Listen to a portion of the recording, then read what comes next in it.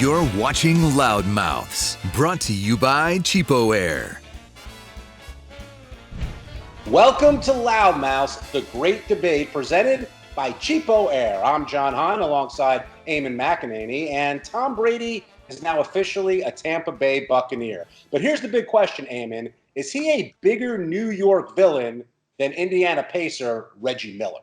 Absolutely not, John. And look, don't get me wrong. Tom Brady's a better football player than Reggie Miller is a basketball player. But first of all, New York villain, the Giants are like, hey, we beat them twice. And even though Tom Brady had a ton of success against the Jets, when you say New York villain, John, I automatically think of Reggie Miller because of the way he embraced that role. Every time he came to the Garden, there was theatrics and drama. And, of course, unfortunately, some great daggers at the end of the game from Reggie Miller. But he embraced it, taunting Reggie Miller, the choke signal, the tabloids, those series. There's nothing really like that between Tom Brady and the Jets. Don't get me wrong. Tom Brady had a ton of success against the Jets. I think Rex Ryan got him the one time in the playoffs. But I equate Brady with Jordan as far as greatness. But when you say villain, I automatically think of Reggie Miller taunting Spike and the entire Garden all at once. Anytime Reggie Miller walks in that Garden, he's getting booed to this day because of the way he ended that playoff year. And you're right. He is a hated New York villain. Tom Brady, yes, the Jets don't like him. The Giants don't like him. But guess what? The rest of the NFL doesn't like Tom Brady. He's treated as a villain into every stadium he walks into, except for Raymond James now because he's going to play for the Tampa Bay Buccaneers.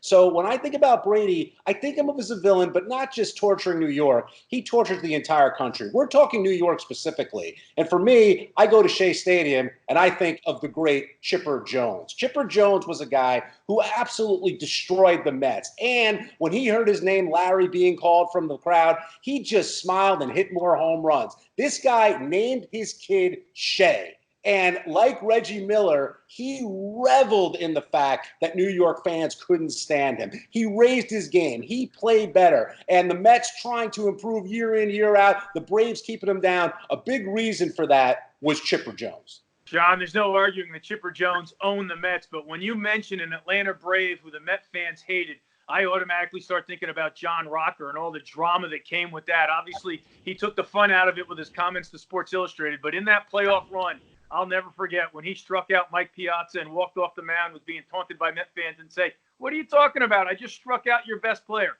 He loved and he thrived on being hated by the New York Met fans. Yeah, Rocker, you will not find on the 7 train anytime soon. So many others, Eamon, we don't have the time to talk about. I mean, ranging from Pedro Martinez and torturing the Yankees, different baseball players like Chase Utley in that slide where he took out Tejada. Seems like New York's got a lot of villains when it comes to sports. You could throw Big Papi in there, but, certainly Chase Utley did it with his bat and his legs. And Pedro, he threw at everyone. He even threatened to throw at Babe Ruth.